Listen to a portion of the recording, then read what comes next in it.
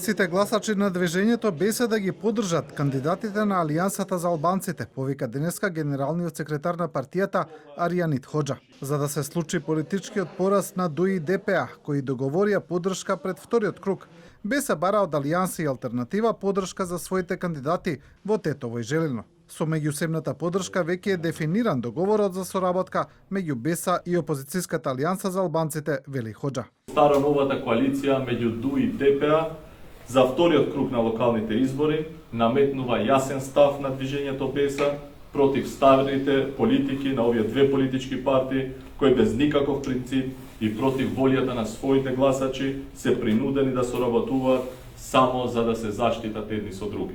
После одлуката на БЕСА, Телевизија 24 побара став од ДУИ за соработката на БЕСА и Алијансата на албанците против нивните кандидати. Граѓаните во првиот круг се одлучија за европско Тетово и од оваа опредалба нема враќање назад.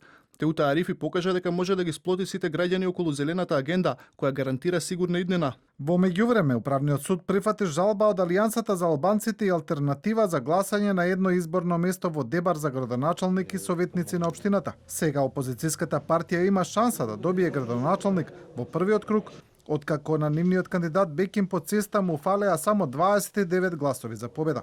Од Алијансата за Телевизија 24 велат дека со оваа одлука Управниот суд ги потврдил нивните предупредувања дека во Дебар ДУИ подготвува изборен фалсификат.